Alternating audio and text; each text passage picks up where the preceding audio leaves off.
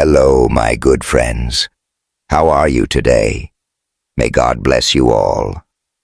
I will not introduce anything. You guys watch the video and feel it, then let's evaluate together. The fluorescent lights of Atlanta Central Hospital buzzed like a swarm of tired bees, casting a sterile glow over the chaos of the emergency room. It was one of those nights, flu season in full swing, the air thick with the sound of coughing kids, beeping monitors, and the hurried footsteps of nurses weaving through the madness. Nia Thompson, a 32-year-old nurse with a crown of tight curls pulled into a high bun, stood at the center of it all, her scrub splattered with what she prayed was just grape juice from the toddler in bed 4. Her eyes, sharp and warm like a summer sunset, scanned the chart in her hand, but her heart was already racing ahead to the next patient, the next crisis, the next life she might hold together with her steady hands. Nia didn't see him coming. Not really. Not the way you notice a storm until it's right on top of you. The paramedics burst through the double doors, their voices cutting through the ER's hum like a siren. 41-year-old male, possible cardiac event during a business meeting, one of them shouted, pushing a stretcher toward the trauma bay. The man on it was pale as ash, his tailored suit jacket unbuttoned, his tie loose like a noose he'd tried to escape. His breaths came in shallow gasps, his hands clutching at his chest as if he could claw his way out of the panic consuming him. Nia was at his side in an instant, her training kicking in like muscle memory. She didn't notice the expensive watch on his wrist or the polished shoes that screamed money. All she saw was a man fighting to breathe, his eyes wide with terror, searching for something, someone to anchor him. "I'm Nia," she said, her voice calm but firm, cutting through the fog of his fear. She placed a hand on his arm, her touch steady as she met his gaze. "I know you're scared, but you're in good hands now. Just breathe with me, okay? In and out." His eyes locked onto hers, and for a moment, the chaos of the ER faded. It was just them, Nia, with her unwavering calm, and this stranger, whose world was crumbling under the weight of his own body's betrayal. His breathing slowed, just a fraction, as he tried to match her rhythm. I can't," he gasped, his voice hoarse, like he was drowning on dry land. "You can," Nia said, her smile small but fierce, the kind that said she'd seen worse and still believed in better. "You're doing it right now. Keep going." She moved swiftly, attaching electrodes to his chest, checking his vitals, her hands a blur of precision, but her eyes never left his, holding him steady in a way no machine could. The paramedics rattled off details: high blood pressure, rapid pulse, no history of heart issues, but Nia barely registered them. She was focused on him, on the way his fingers twitched, reaching for something to hold on to. Without thinking, she took his hand, her calloused fingers wrapping around his, grounding him. "You're not alone," she said softly. "I'm right here." Something shifted in his expression, a flicker of relief, like a man lost at sea spotting a lighthouse. He squeezed her hand, weak but desperate, and for the first time Nia felt the weight of his fear, not just of this moment, but of something deeper, something that had been breaking him long before he'd collapsed in that boardroom. The man was Ethan Carter, though Nia wouldn't know that until later. To the world, he was the golden boy of Atlanta's tech scene, the 41-year-old founder of Apex Solutions, a company that turned data into billions and plastered his face on magazine covers with headlines like, "The Future of Innovation." His penthouse overlooked the city's skyline, all glass and steel, a monument to a life most people could only dream of. But dreams have a way of turning hollow when you're the only one living in them. Ethan had built his empire from a dorm room idea, a security algorithm that grew into a global juggernaut. But every acquisition, every zero added to his net worth, came at a cost. The boy who'd coded for the thrill of creation was gone, replaced by a man whose life was scheduled in 15-minute increments, whose meals were optimized for brain function, whose relationships were vetted by advisors worried about optics. His home was a masterpiece of modern design, but the walls held no warmth, no laughter, no trace of the family he'd once known. His younger brother, James, had been his anchor, the one who'd believed in him when Apex was just a sketch on a napkin. But James was gone, killed in a car accident years ago, leaving Ethan to carry the weight of their shared dreams alone. The glossy profiles never mentioned the panic attacks that struck in private jets or corner offices, the insomnia that no specialist could cure, the nights he stood on his balcony, 40 stories above Atlanta, wondering what it would feel like to let go. Not to end it, but to feel something, anything, beyond the numb efficiency of his existence. That night in the ER, Ethan wasn't a billionaire. He was just a man, stripped bare by fear, clinging to the voice of a nurse who didn't know his name, but saw him clearer than anyone ever had. Back in the trauma bay, the monitors beeped a steady rhythm as Nia worked alongside Dr. Jamal Harris, a colleague whose quick wit usually lightened even the grimmest shifts. "Not a heart attack," Jamal said, glancing at the EKG. "Severe panic attack. Happens to these high rollers when they treat their bodies like machines." He shook his head, scribbling a prescription for anti-anxiety meds. "Give him the spiel, Nia. He's all yours." Nia nodded, adjusting Ethan's IV with the same care she gave every patient. She could feel his eyes on her, studying her like she was a puzzle he couldn't solve. "This is ridiculous," he muttered, staring at the ceiling, his voice thick with embarrassment. "I've got meetings worth millions this afternoon. I can't be falling apart like this." Nia didn't look up from her task, her fingers deft as she checked the drip. "Your body just hit the emergency brake," she said, her tone matter-of-fact but kind. "Might want to listen before it decides to crash for good." She wasn't trying to be profound, just honest. The way you can be when someone's lying vulnerable in a hospital bed, no pretense left to hide behind. Ethan turned his head, really looking at her for the first time. Her face was striking. High cheekbones, eyes that held both fire and compassion, a smudge of mascara under one eye from a long shift. But it was her voice, steady and unapologetic, that cut through the noise in his head. "Do you talk to all your patients like this?" he asked, a faint smile tugging at his lips, the first sign of life in his expression. "Only the ones who need to hear it," Nia replied, flashing a grin as she adjusted his pillow. "Those million-dollar deals will still be there tomorrow. You might not be if you keep ignoring what your body's screaming at you." He didn't respond right away, just watched her with an intensity that might have made her squirm if she wasn't used to patients at their rawest. Then quietly he asked, "What's your name again?" "Nia Thompson," she said, meeting his gaze. "And you are?" "Ethan," he said, leaving off the last name, as if testing whether it mattered. It didn't. Not to her. The shift changed, and Nia handed his care to the night nurse, assuming that was the end of it. Just another patient, one of thousands she'd treated in her decade as a trauma nurse. She grabbed her jacket, humming a snatch of Aretha Franklin's Respect, as she headed out into the Atlanta dawn, the city waking up in a haze of pink and gold. Nia's life wasn't glamorous, but it was full in the way that matters. She'd grown up in Sweet Auburn, Atlanta's historic black neighborhood, in a cramped apartment that always smelled of her mother Vivian's cooking, collard greens simmering on the stove, cornbread baking golden in the oven. Vivian, a 60-year-old chef with a laugh that could fill a room, had raised Nia alone after her father died when she was 4.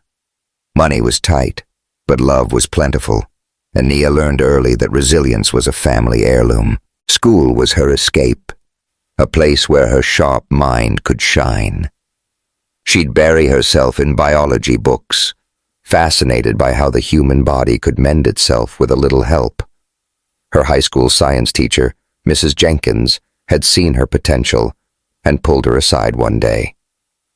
"Nia, you've got a healer's heart," she'd said, her words planting a seed that grew into a nursing degree, earned through scholarships, loans, and late nights memorizing flashcards at a 24-hour diner. Now Nia lived in a cozy one-bedroom apartment with her cat Sable and a collection of houseplants she somehow kept alive despite her chaotic schedule. Her days were spent in the ER, holding hands through pain, calming families in crisis, being the steady voice in someone's storm. Outside the hospital, she ran along the Beltline Trail, cooked gumbo for her friends on Sundays, and volunteered at a community clinic, teaching kids about health with the same patience she showed her patients. Her best friend Keisha Brooks, a teacher with a razor-sharp wit, called her married to the job, and maybe she wasn't wrong. Nia dated here and there, but she'd never felt the spark people raved about. She didn't need fireworks to feel complete, just purpose, connection, and the quiet joy of making a difference. But that night in the ER, something had shifted, though she didn't know it yet. A spark, faint but real, had ignited in the space between her hand and Ethan's, in the moment she'd seen him not as a patient, but as a person. 3 days later, a delivery arrived at the nurse's station, a bouquet so extravagant it looked like it belonged in a wedding, roses and lilies spilling over in a riot of color. The card was simple, written in neat, deliberate handwriting. "Thank you for seeing me when I was invisible to myself. Ethan Carter." Nia stared at the note, her brow furrowing. "Who the heck is Ethan Carter?" she muttered, tucking a stray curl behind her ear. One of the other nurses overhearing laughed. "Girl, you serious? He's the Ethan Carter. Apex Solutions, billionaire, face on every business magazine in town." Nia shrugged, unimpressed. Money didn't mean much when you'd seen people at their most human, stripped of titles and status.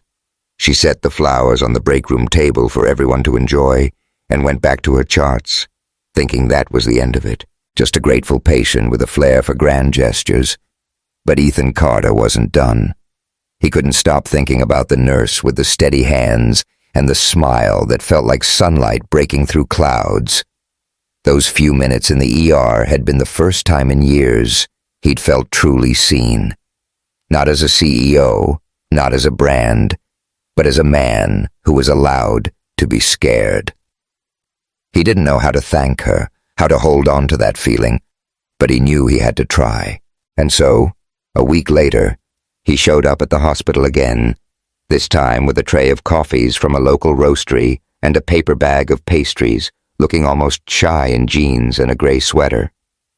"For the staff," he said when Nia spotted him in the lobby, her arms crossed, one eyebrow raised.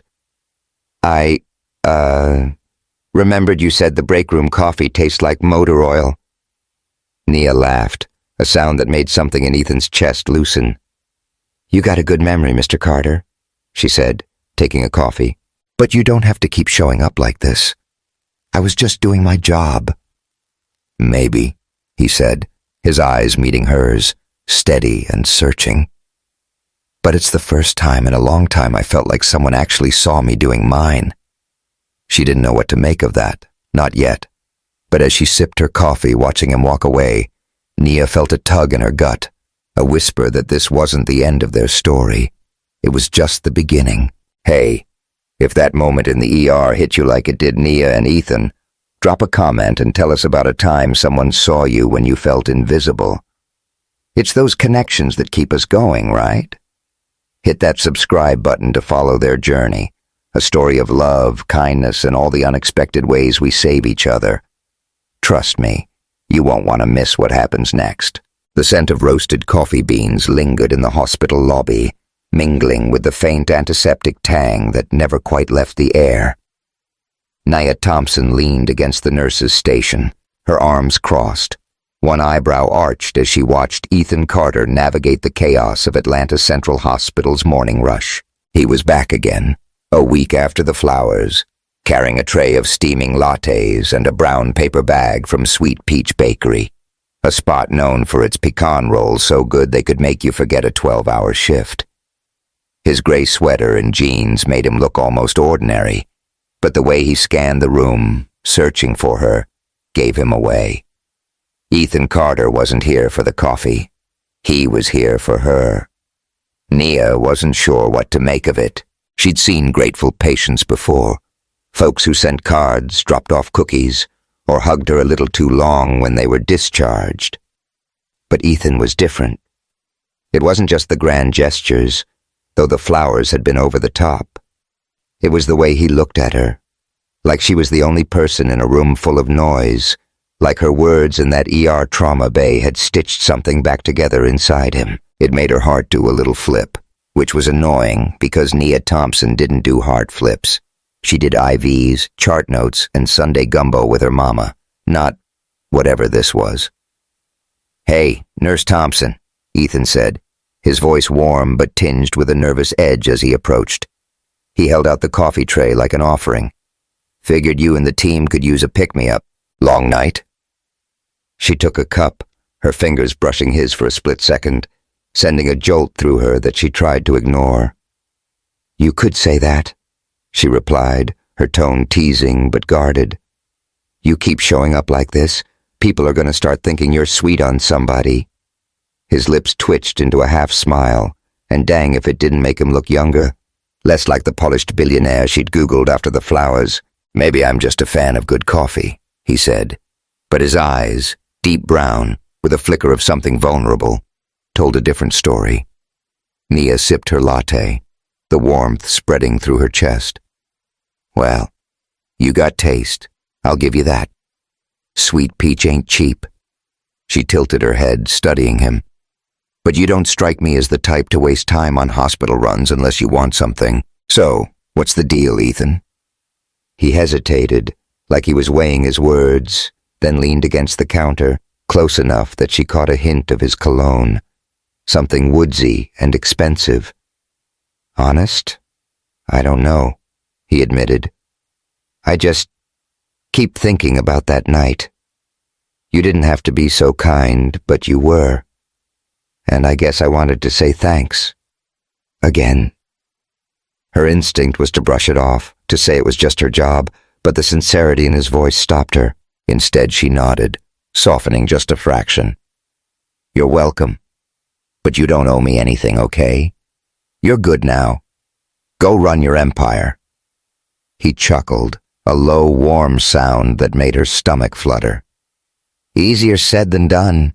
Empires are overrated."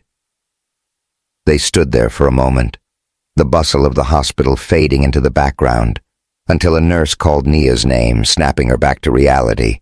She grabbed a pecan roll from the bag, flashing him a grin. "Duty calls. Thanks for the sugar rush." As she walked away, she felt his eyes on her, and for the first time in a long while, Nia wondered what it might be like to let someone in. Over the next few weeks, Ethan became a regular fixture at the hospital, showing up with coffee, donuts, or sometimes just a shy wave during her break. It wasn't always grand. Once, he brought a single daisy, plucked from who knows where, and handed it to her with a mumbled, "Thought it matched your scrubs." Nia laughed, tucking it behind her ear, but the gesture stuck with her, simple and real in a way that felt dangerous.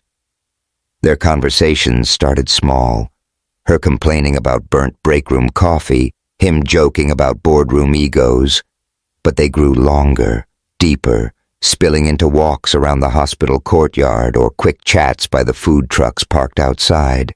Nia found herself opening up, telling him about the kid in bed 6 who'd drawn her a picture, or the time she'd cried in the supply closet after losing a patient. Ethan listened, really listened, his eyes locked on hers, no phone in sight, no rush to fill the silence. In return, he shared glimpses of his world, not the glossy magazine version, but the real one. The pressure of running Apex Solutions, the way every decision felt like a tightrope walk, the quiet ache of missing his brother, James. One evening, after a brutal shift, Ethan caught her outside the hospital, her jacket slung over her shoulder, as she headed to her car. The Atlanta sky was streaked with orange, the air cool with the promise of fall. "Let me walk you," he said, falling into step beside her. "It's dark out." She side-eyed him, smirking. "I've been walking these streets since I was a kid, Mr. Carter. I'm good." "Humor me," he said, his tone light but his eyes serious. "Besides, I owe you for that daisy. Least I can do is make sure you get home safe." They walked in comfortable silence, the city humming around them, car horns, distant laughter, the faint pulse of a bass line from a nearby bar. When they reached her beat-up Honda, Nia leaned against the door, facing him. He was closer than she expected, his breath visible in the cool air, his broad shoulders blocking out the streetlight. For a moment, she noticed the way his jaw tightened, the faint stubble on his cheeks, the way his eyes seemed to pull her in. Her pulse quickened, and she hated how much she liked it. "Ethan," she said, her voice softer than she meant. "What are we doing here? I don't fit in your world. You know that, right?" He stepped closer, just enough to make her breath catch. "My world's a mess, Nia," he said quietly. "You're the first thing in it that feels real." Her heart pounded, and for a second she thought he might kiss her. His hand hovered near her cheek, his eyes searching hers for permission. But then a car honked nearby, shattering the moment, and Nia stepped back, her laugh shaky. "You're trouble, you know that?" "Only the good kind," he said, grinning, but he let her go, watching as she slid into her car and drove off, the daisy still tucked in her visor. That night, Nia couldn't sleep. She lay in her apartment, Sable curled up at her feet, staring at the ceiling as Aretha Franklin's voice drifted from her old Bluetooth speaker.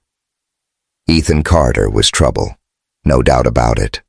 A billionaire with a smile that could melt ice and eyes that saw right through her walls. But she wasn't some naive girl chasing a fairy tale.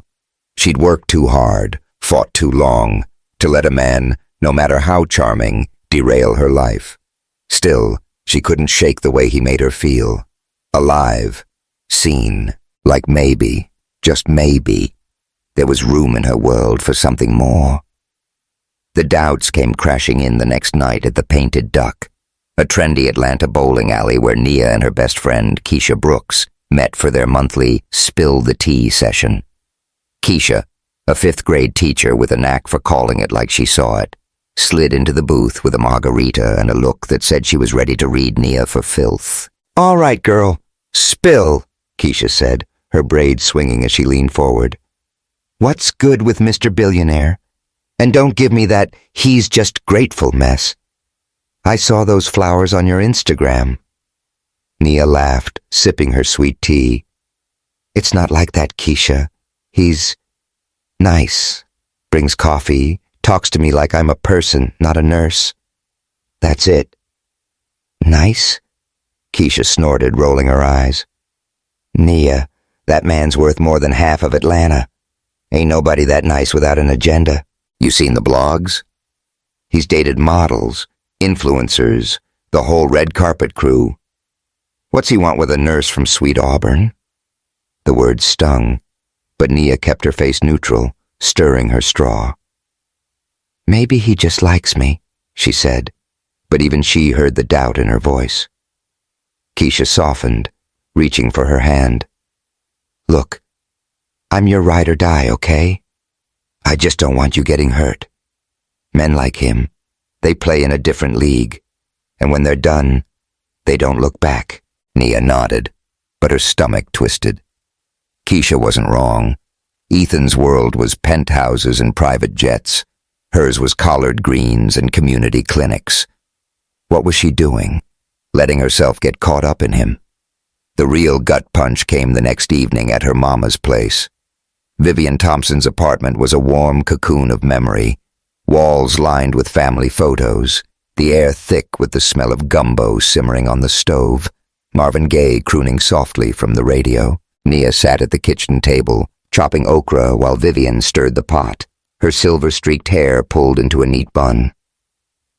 "You been quiet, baby girl," Vivian said, her voice sharp with that mama intuition that missed nothing.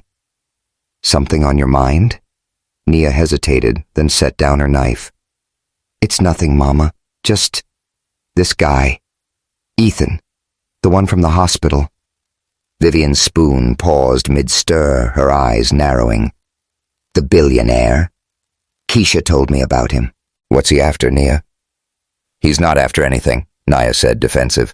"He's kind. He listens. He's different."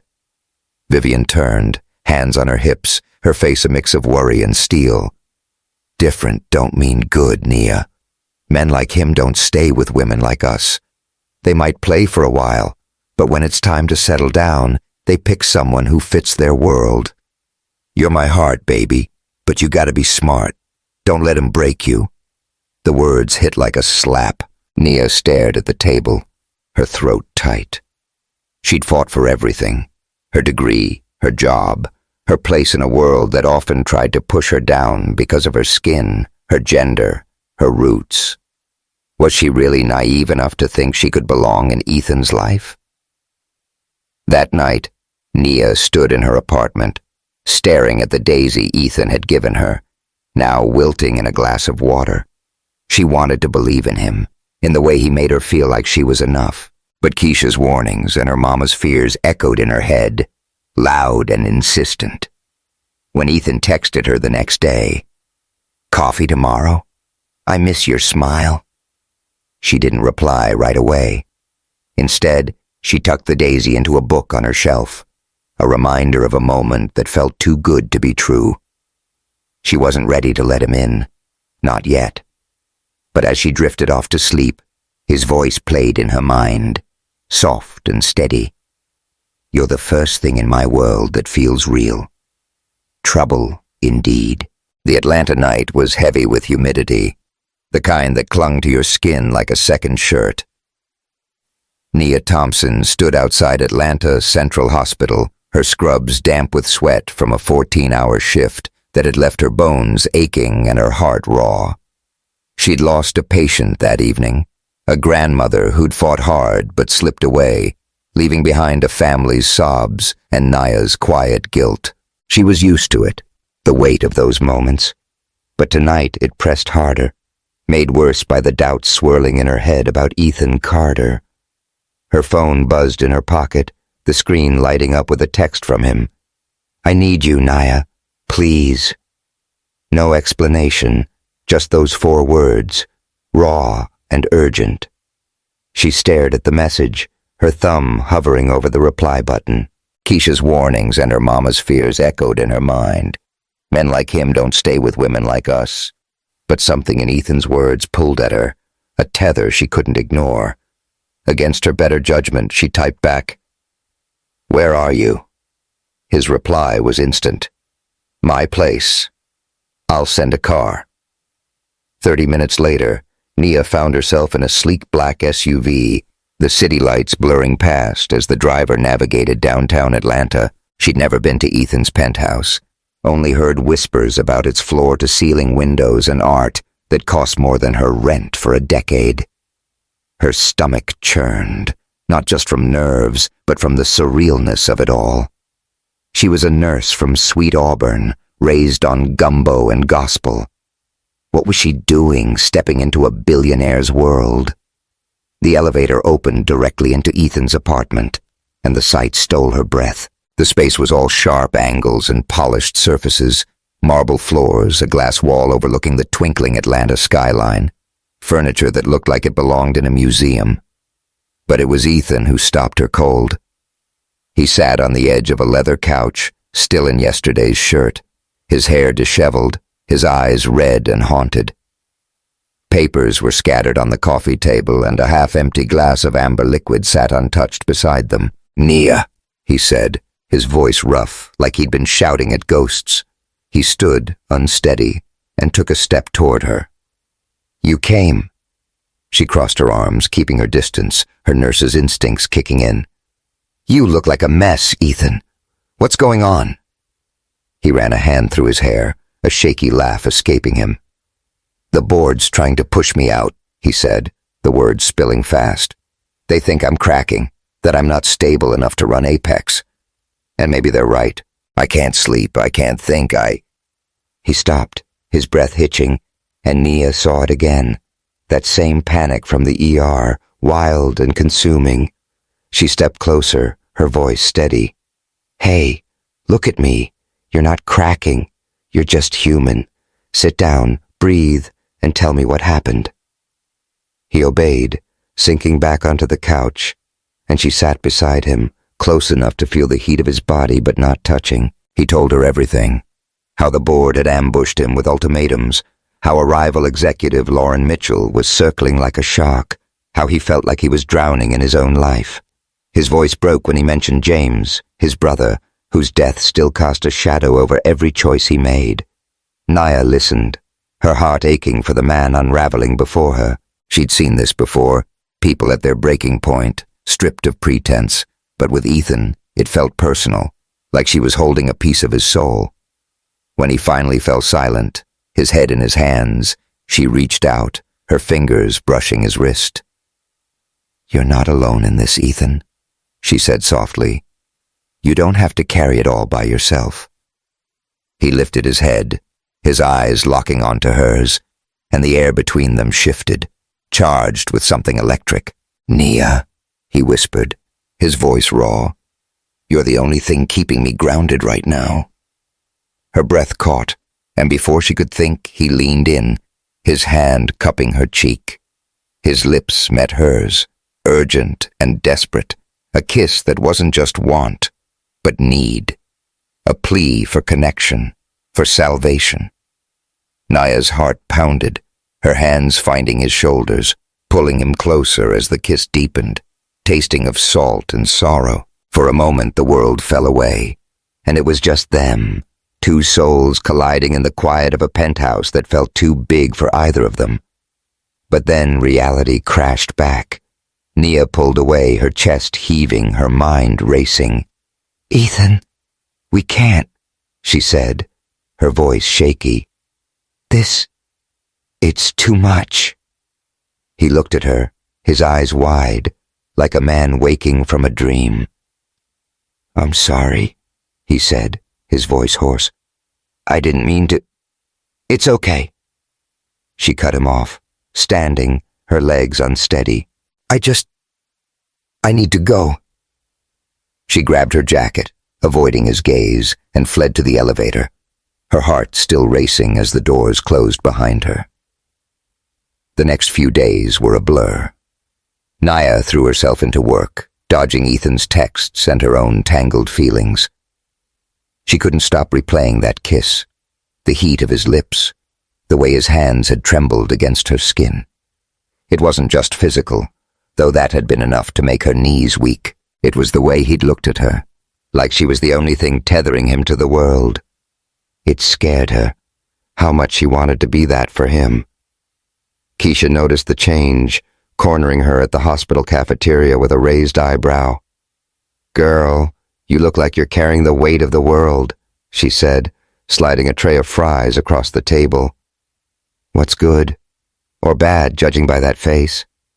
Nia sighed, poking at her salad. I kissed him, Keisha. Ethan. And now I don't know what to do. Keisha's eyes widened, her fry frozen halfway to her mouth. Hold up. You kissed the billionaire? In his fancy penthouse? Nia, spill! It wasn't like that, Nia said, her cheeks heating. He was falling apart, and I was there. And it just happened. But now I'm freaking out. What if Mama's right? What if I'm just a phase for him? Keisha leaned back, her expression softening. Okay, real talk. You're scared because this feels big. But you're Nia Thompson. You don't run from big. You face it. So figure out what you want, and don't let fear make the call. Nia nodded, but the doubts lingered, heavy as the humid Atlanta air. A week later, Ethan texted again, his message simple but deliberate. Can we talk? Not at my place. Somewhere real. My lake house, this weekend. No pressure. Nia stared at the words, her thumb tracing the edge of her phone. She should say no, should protect her heart from the storm that was Ethan Carter. But Keisha's words echoed in her head, and deep down, she knew she wasn't ready to let him go. She typed back, "Okay, but you're cooking." The lake house was nothing like the Penthouse. Tucked 2 hours outside Atlanta, it was a modest wooden cabin with creaky floors, faded family photos on the walls, and a porch overlooking a quiet stretch of water. It was the kind of place where time slowed down, where you could hear crickets and smell pine in the air. Nia arrived Saturday afternoon, her stomach in knots, wearing jeans and a t-shirt that felt more like armor than fashion. Ethan greeted her at the door, his sleeves rolled up, an apron tied around his waist. "Welcome to the Carter family hideout," he said, his smile tentative but warm. "Fair warning, I'm a terrible cook, but I'm trying." She laughed, the sound easing the tension in her chest. "You better not burn this place down, Ethan. I'm not on duty today."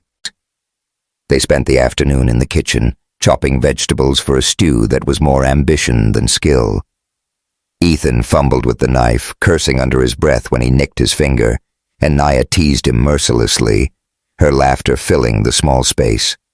It felt easy, normal, like they were just two people, not a nurse and a billionaire with a chasm of differences between them. As the sun set, they carried their bowls to the porch, sitting side by side on a creaky swing. The lake shimmered under the moonlight, and the air was cool, scented with earth and water. Nia felt Ethan's gaze on her, steady and searching, and her heart raced, knowing what was coming. "Nia," he said, his voice low. "I'm sorry about the other night. I didn't mean to push you, but I need you to know.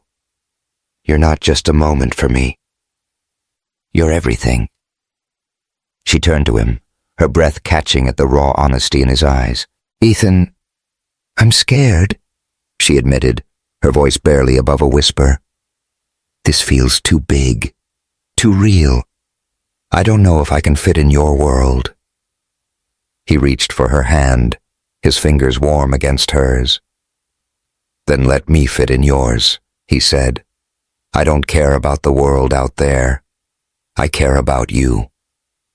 The swing creaked as he leaned closer, and this time, when he kissed her, it wasn't desperate.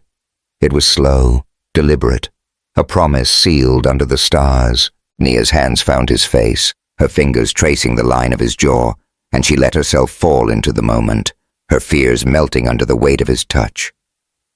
Later, inside the cabin, they moved to the couch, the fire crackling in the hearth.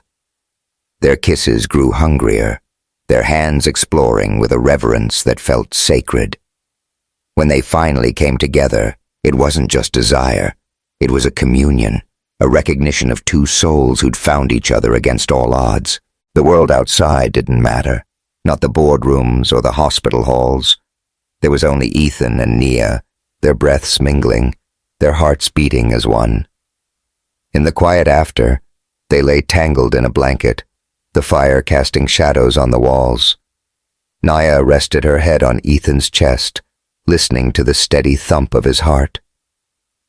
"I need to tell you something," she said, her voice soft.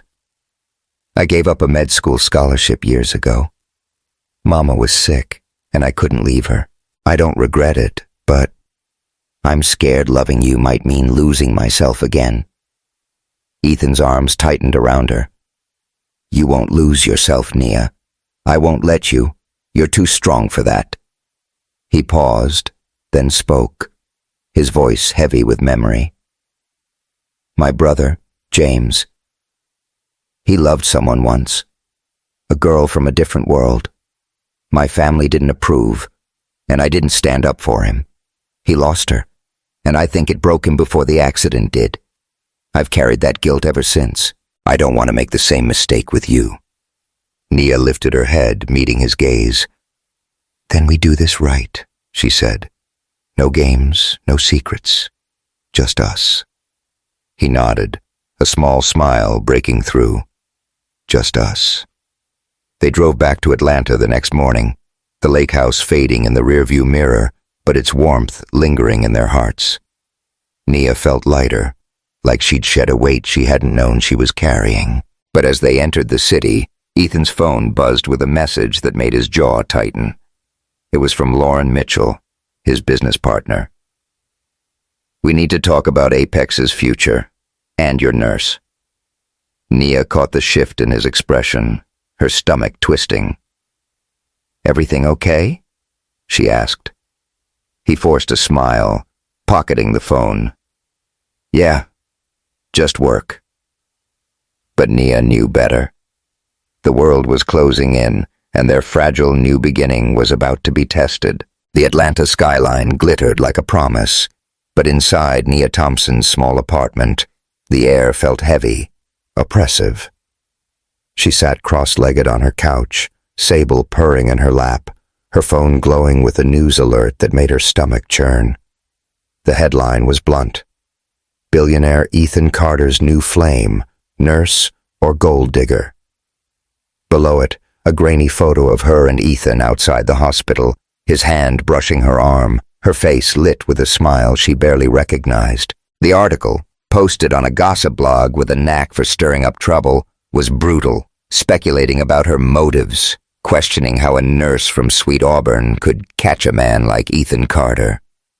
The comments were worse, laced with venom about her race, her background, her worth. Nia's hands trembled as she scrolled, each word a needle under her skin. She'd known Ethan's world was different, but this was a public execution. Her phone buzzed with a text from Keisha. "Girl, you see this mess? Call me." Nia didn't reply. She couldn't.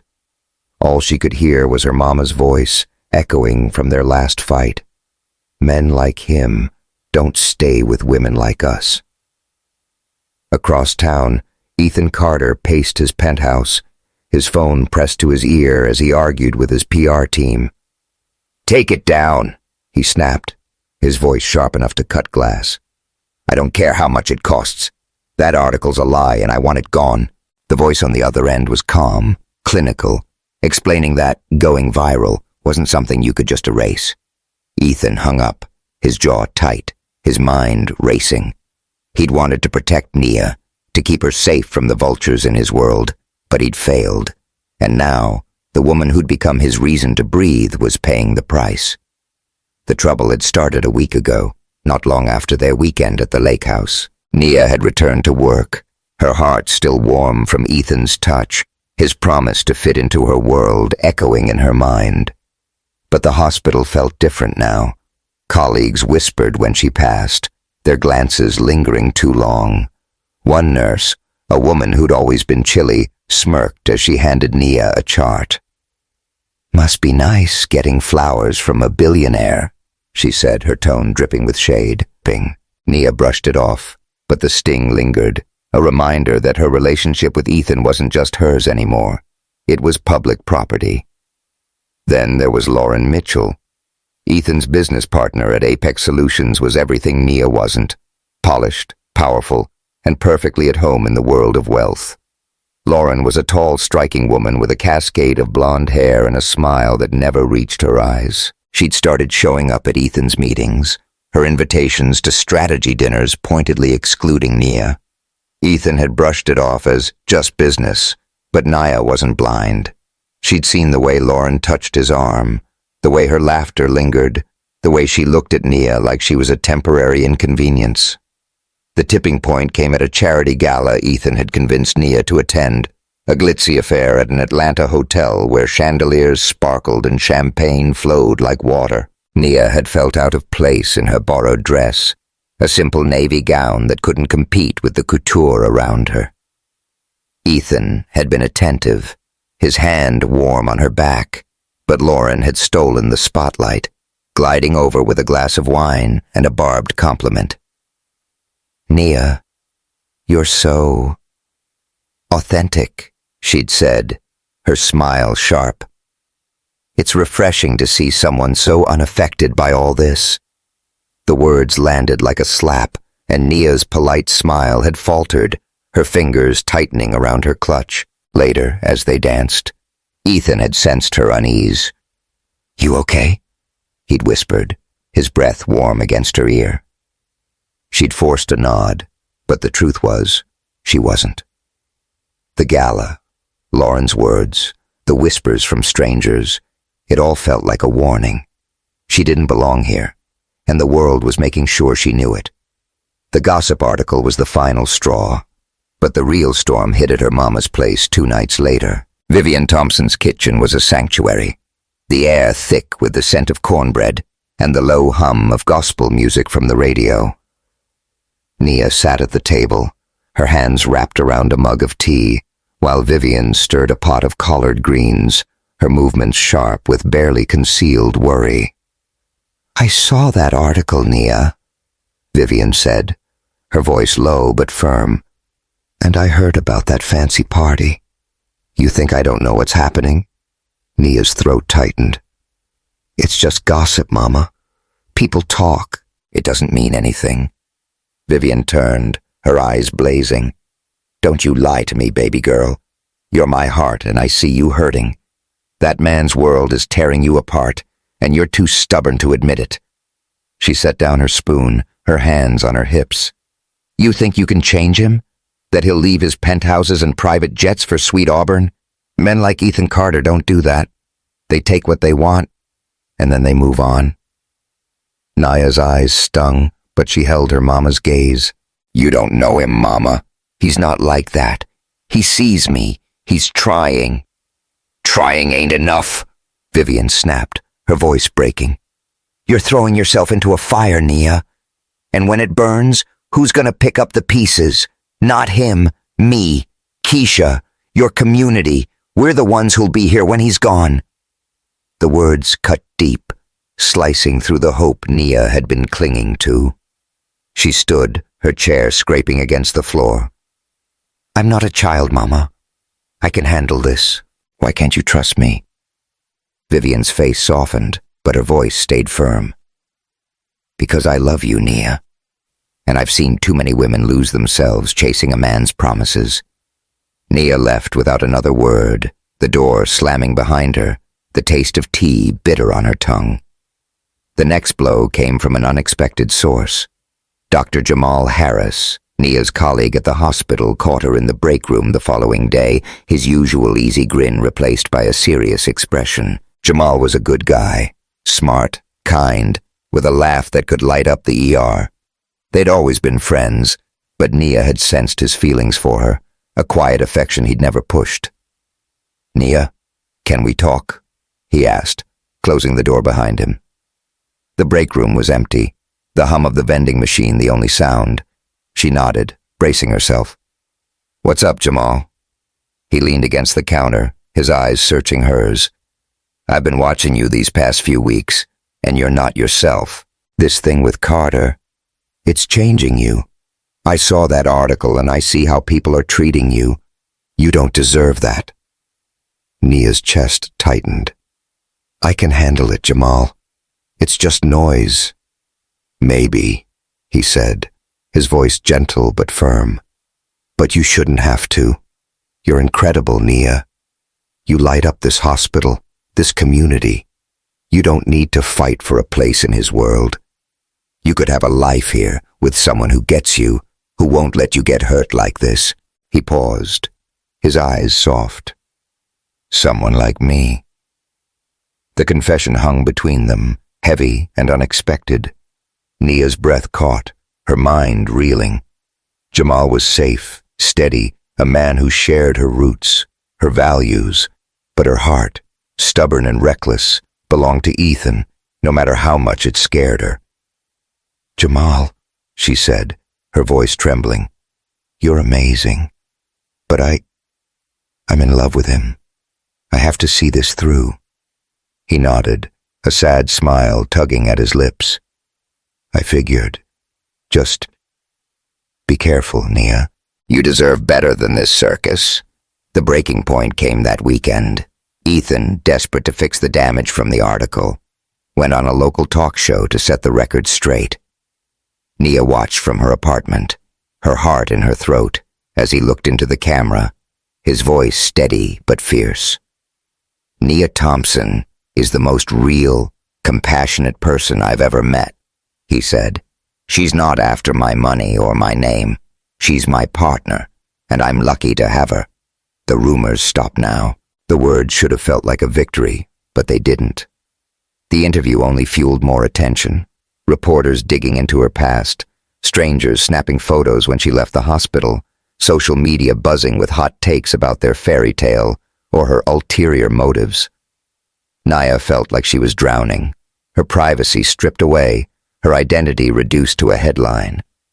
She met Ethan at a quiet coffee shop near the Beltline, the kind of place where nobody cared who you were. He looked exhausted, his eyes shadowed, his usual confidence frayed.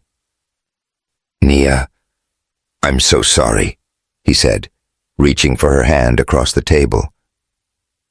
"I thought going public would shut them up. I didn't know it'd make things worse." She pulled her hand back, her voice low. "It's not just the article, Ethan. It's everything. Your world, your people. They're tearing me apart. I can't walk into work without someone whispering. I can't go home without Mama telling me I'm making a mistake. I don't know who I am anymore." His face crumpled like she'd punched him.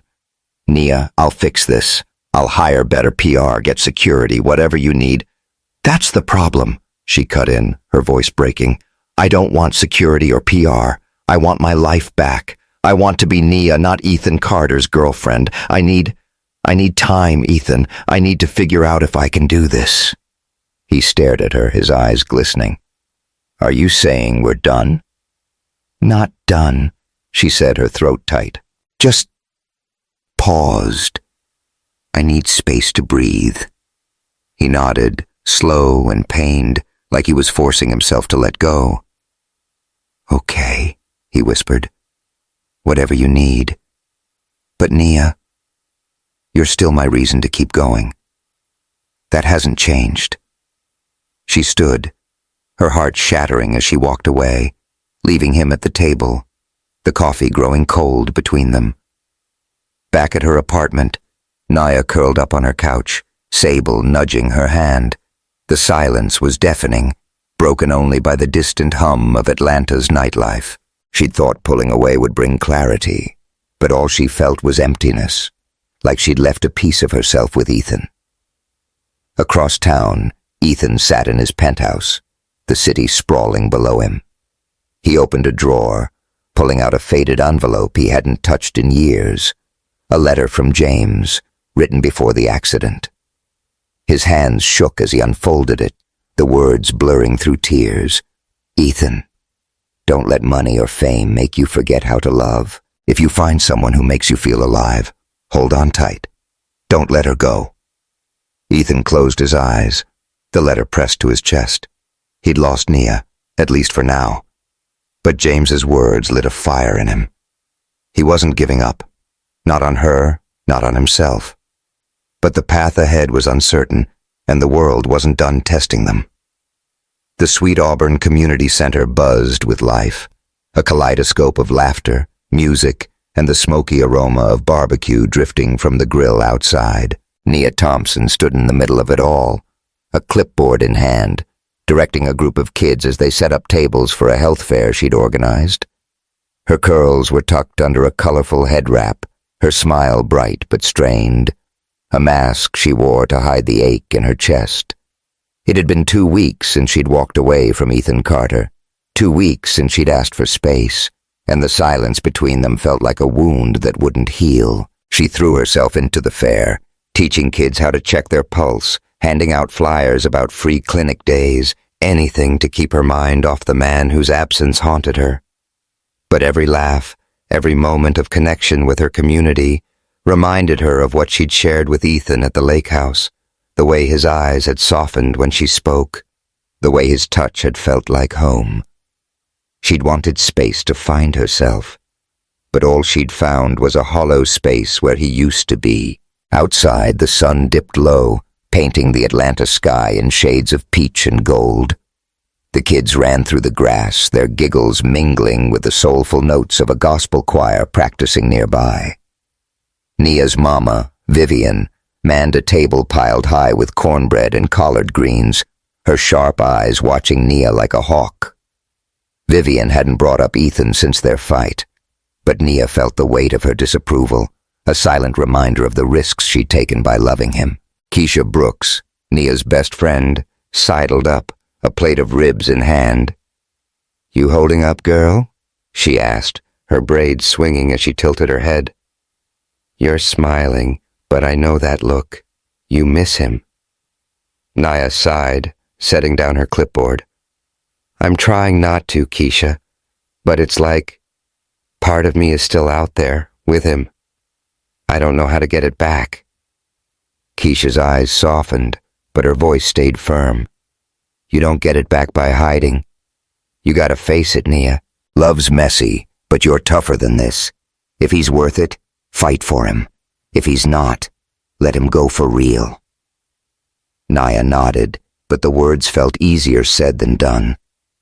She turned back to the kids, forcing a laugh as one of them showed her a drawing of a heart with a Band-Aid on it. But her eyes kept drifting to the crowd, searching for a face she knew wouldn't be there. Across town, Ethan Carter sat in his penthouse, the city sprawling below like a map of his failures. The boardroom battles at Apex Solutions had intensified, with Lauren Mitchell leading the charge to undermine him. Her latest move, a leaked memo questioning his emotional stability, had sent the company's stock dipping and the press into a frenzy. But Ethan barely cared about the numbers. All he could think about was Nia, the way her laughter had filled the lake house, the way her hand had fit perfectly in his. Losing her had left him adrift, and no amount of corporate maneuvering could fill the void. He'd kept his distance, respecting her need for space. But it was killing him. Every morning, he woke to the same ache, the same question. How do I prove I'm worth her trust? The answer came unexpectedly, buried in a box of old papers he'd been sorting through to distract himself. Tucked among contracts and photos was an envelope, yellowed with age, addressed to him in his brother James's messy scrawl. Ethan's hands shook as he opened it, the paper crinkling under his fingers. The letter was dated a month before James's accident, written during a time when they'd been fighting over Apex's direction. Ethan had pushed for profit, James for purpose, and the rift had left them distant. The words on the page hit him like a punch. "Ethan, I know you're chasing the big win, but don't let money or fame make you forget how to live. You used to laugh, man. Really laugh. You used to believe in something bigger than stock prices. I loved a girl once, and I let her go because I was too scared to fight for her. Don't make my mistake. If you find someone who makes you feel alive, hold on tight. Don't let her go." Ethan's vision blurred, tears falling onto the paper. James had never told him about the girl, never shared the pain he'd carried. The guilt Ethan had harbored for years, failing to support his brother, deepened, but so did his resolve. James's words were a lifeline, a call to be the man he'd forgotten how to be, and that man belonged with Nia, no matter what it took. He grabbed his keys, his heart pounding. The board could wait. Lauren could wait. The world could wait. He had to find Nia, to show her he was all in, not just for her, but for the life they could build together. The Sweet Auburn health fair was in full swing when Ethan arrived, his Jeep pulling into the crowded lot just as the gospel choir launched into a soaring rendition of "Oh Happy Day." He stepped out, dressed in a simple t-shirt and jeans, his usual polish replaced by a nervous energy that made him look younger, more human. The air was thick with the scent of grilled corn and jasmine, the crowd a vibrant mix of families, kids, and elders who'd known Nia since she was a girl. Ethan felt out of place, a stranger in her world, but he squared his shoulders and moved forward, determined to prove he belonged. Nia was at the face-painting station, laughing as she dabbed a star on a little girl's cheek. Her head wrap caught the sunlight, her eyes sparkling with a warmth that made Ethan's chest ache.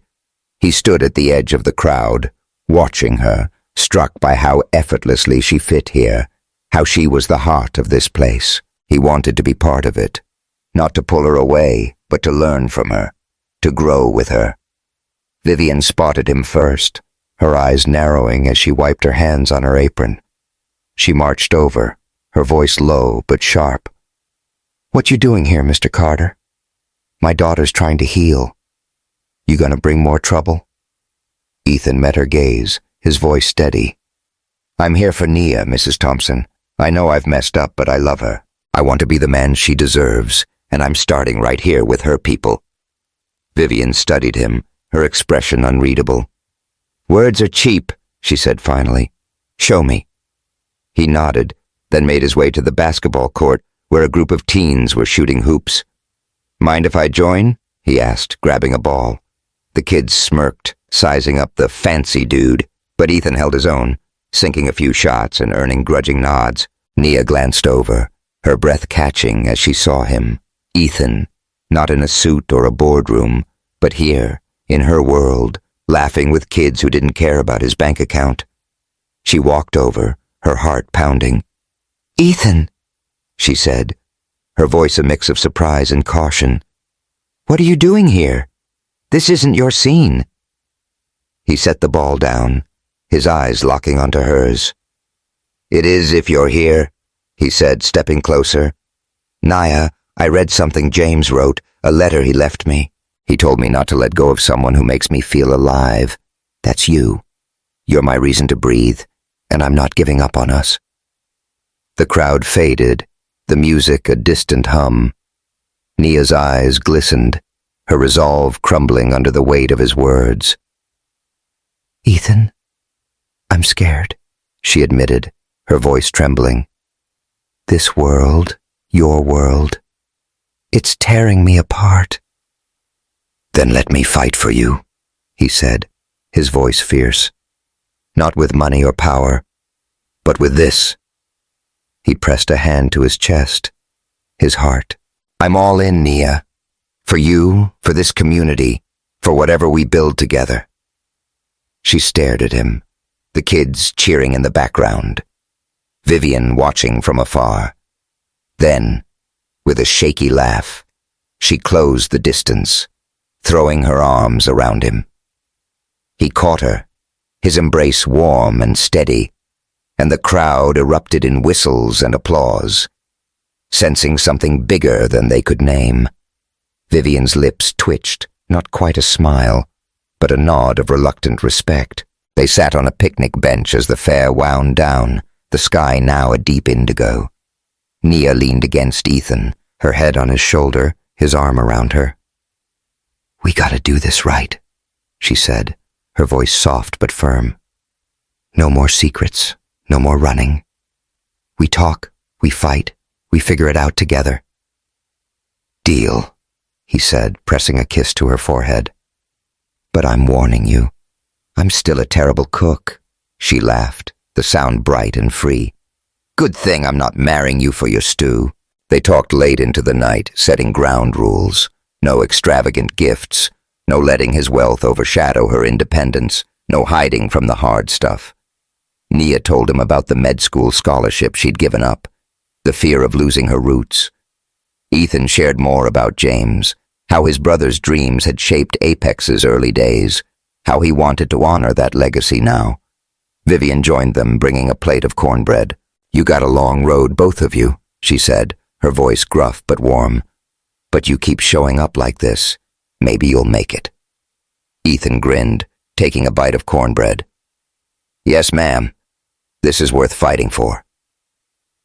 The next morning, Ethan faced the Apex board, his resolve hardened by James's letter and Nia's trust. Lauren Mitchell was there, her smile sharp as she pushed for a vote to limit his power. But Ethan was done playing her games. "You want Apex to be about profit?" he said, his voice steady. "Fine. But I'm building a company that matters. Better working conditions, tech for underserved communities, Mental health support for everyone. If you don't like it, vote me out. I'll walk away knowing I did right by my brother and the woman I love." The room fell silent, Lauren's face tightening. The vote didn't happen, not yet, but Ethan knew the fight wasn't over. Back at Sweet Auburn, Nia prepared for her next shift, her heart lighter, but her mind wary. Lauren's message still lingered in Ethan's phone, a shadow of trouble to come. Their love was stronger now, but the world wasn't done testing them. And as Nia tied her scrubs, she wondered if they could withstand what lay ahead. The Sweet Auburn Community Church glowed under the late afternoon sun, its stained glass windows casting jewel-toned light across the pews. The air hummed with anticipation, filled with the scent of gardenias and the soft swell of a gospel choir warming up in the choir loft. Nia Thompson stood in the small dressing room, her reflection staring back from a full-length mirror. Her wedding dress was simple but elegant, a flowing white gown with lace sleeves that hugged her curves and shimmered in the light. Her curls were loose, framed by a delicate veil, and her eyes, bright with nerves and joy, held the weight of a journey she'd never expected. Today, she was marrying Ethan Carter, the man who'd crashed into her life in a hospital trauma bay and become her reason to dream bigger. It wasn't a fairy tale, not with the scars they'd earned, the fights they'd weathered, the world that had tried to tear them apart, but it was real. And as Nia adjusted her veil, her mama's laughter echoing from the hallway, she knew it was worth every moment of doubt. Vivian Thompson bustled in, her own dress a vibrant emerald that matched her spirit. "Baby girl, you look like a queen," she said, her voice thick with emotion. She reached out, adjusting a curl with a tenderness that made Nia's throat tighten. "I wasn't sure about that man, but he's proved himself." "You chose well, Nia." Nia smiled, squeezing her mama's hand. "Thanks, Mama, for everything." Vivian's eyes glistened, but she waved a hand, shooing away the tears. "Don't you start now. We got a whole church full of folks waiting to see you shine. Let's get moving." Outside, the church was packed with a mix of worlds, Nia's community from Sweet Auburn, her hospital colleagues, and a handful of Ethan's Apex Solutions team, looking slightly out of place, but grinning nonetheless. Keisha Brooks, Nia's best friend, was fussing over her maid of honor duties, her braids adorned with tiny gold beads that caught the light. Dr. Jamal Harris, Nia's friend and former admirer, sat near the front, his smile warm and genuine, a quiet acceptance of her happiness. Ethan stood at the altar, his navy suit tailored but understated, his hands clasped tightly to hide his nerves. He'd never been more terrified, not in boardrooms, not during panic attacks, not even when he'd thought he'd lost Nia. But as the organ began to play, a soulful rendition of Amazing Grace, and Nia stepped into the aisle, his fear melted into awe. She was radiant, her smile a beacon that lit up the room, and he knew without a doubt that she was his home. The ceremony was a celebration of love and community, rooted in the traditions that had shaped Nia's life. The gospel choir's voices soared, filling the church with a joy that made even the sternest aunties sway in their seats. The pastor, a longtime friend of Vivian's, spoke of love as a choice, a commitment to see each other through the storms. When it was time for the vows, Nia went first, her voice steady but trembling with emotion. "Ethan," she said, her eyes locked on his. "I didn't expect you. You came into my life when I was just doing my job, just being me, but you saw me, really saw me, and you gave me the courage to see myself too. I promised to love you, to challenge you, to laugh with you, and to hold your hand through every storm. You're my partner, my love, and my reason to keep going." Ethan's eyes glistened, his voice rough when he spoke. "Nia, you saved me before you even knew my name. You gave me a reason to breathe, to fight for something real. I promise to honor you, to learn from you, to build a life where you never have to hide who you are. I'm all in, forever." The congregation erupted in cheers as they exchanged rings, their hands shaking but sure. When the pastor pronounced them husband and wife, Ethan pulled Nia into a kiss that was both tender and fierce, sealing a promise that had been tested by fire. The choir launched into "Oh Happy Day," and the church exploded with applause, hats waving, and shouts of "Amen." The reception was held in the church's community hall, transformed into a vibrant celebration with string lights, long tables piled with soul food, and a playlist that blended Marvin Gaye with modern R&B. Nia and Ethan moved through the crowd, laughing as kids tugged at their clothes, accepting hugs from elders who'd known Nia since she was a baby. Keisha gave a toast that had everyone in stitches, teasing Nia about her billionaire glow-up while praising her heart. Jamal raised a glass, his voice warm as he wished them a life of joy, a gesture that made Nia's heart swell with gratitude. Vivian, ever the matriarch, pulled Ethan aside as the night wore on. "You're family now," she said, her voice gruff but kind. "That means you show up, not just for Nia, but for all of us. You learned to make cornbread yet?" Ethan grinned, undaunted. "Not yet, Mrs. Thompson, but I'm a quick study. You'll have to teach me." She nodded, a rare smile breaking through. "Deal." As the dance floor filled, Nia and Ethan took their first dance to Etta James's "At Last," their bodies swaying in perfect rhythm. Nia rested her head against his chest, the steady thump of his heart a reminder of how far they'd come. "We did it," she whispered, her voice muffled against his suit. "We're just getting started," he murmured, kissing her forehead. The weeks after the wedding were a whirlwind of change. Nia transitioned from the ER to leading a healthcare nonprofit she'd co-founded, funded in part by Apex Solutions, but run on her terms. The organization brought mobile clinics to underserved Atlanta neighborhoods, offering free checkups and health education. Nia's perspective, shaped by years in the trenches of trauma nursing and her roots in Sweet Auburn, made her a force, bridging the gap between policy and people. She still worked occasional ER shifts, unable to fully leave the chaos she loved, but her new role felt like a calling, a way to honor her community and her own dreams.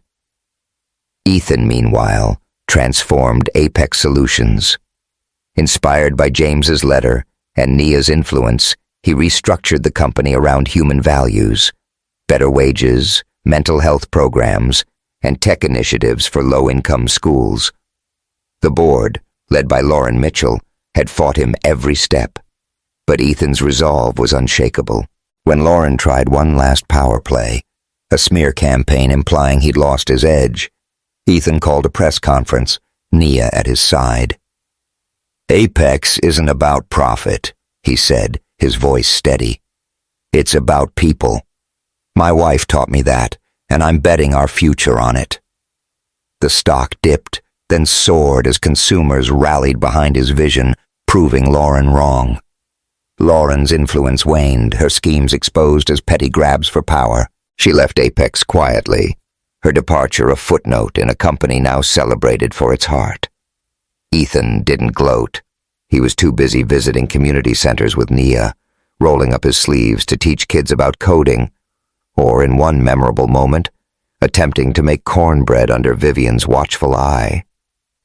The result was edible, barely, but the laughter that filled the kitchen was worth more than any boardroom win. Their life wasn't perfect. The press still sniffed around, eager for drama, and Nia faced occasional whispers about being a trophy wife, which she shut down with a glare and a quip. Ethan's wealth created challenges, security concerns, the pressure to attend high-profile events, but they navigated it with rules they'd set early. Nia paid her own way when she could. Gifts were thoughtful, not extravagant, and they always talked through the hard stuff. They argued sometimes, about time apart or the weight of their different worlds, but their love was a foundation, built on seeing each other clearly, flaws and all. One evening, as they sat on their porch in a modest Atlanta home they'd bought together, not the penthouse, but a place with creaky floors and a garden Nia loved, Ethan pulled out James's letter, now framed, and handed it to her. "This got me back to you," he said, his voice soft. "I want you to have it." Nia read the words, her eyes misting. "James would have loved this," she said, gesturing to the life they'd built. "He'd be proud of you." Ethan smiled, pulling her close. "He'd love you, Nia, just like I do." Looking back, Nia realized the greatest lesson wasn't about love conquering all, though it had. It was about the quiet power of being seen, of a nurse's hand in a trauma bay, a billionaire's vulnerability, a community's embrace. She hadn't set out to save Ethan, just as he hadn't meant to change her life. But in choosing each other, they'd become more than their roles, more than their fears. They'd become each other's reason to breathe. The world was full of invisible connections, Nia thought, kindnesses that left fingerprints on souls, moments that shifted lives without fanfare. The cashier whose name you remembered, the stranger you smiled at, the friend you called back even when exhausted. They all mattered. We were all, in ways we'd never know, holding each other up, creating reasons to keep going. As Nia and Ethan danced under the stars at a Sweet Auburn block party, the community cheering, she felt it. The truth that love at its core was about showing up, about being authentic in a world that often rewarded pretense. And in that truth, they'd found not just each other, but themselves. Hey, if Nia and Ethan's story moved you, drop a comment and share a moment when someone became your reason to keep going. It's those stories that connect us all. Hit subscribe to catch more tales of love, resilience, and the beauty of being real. Thank you for being part of this journey.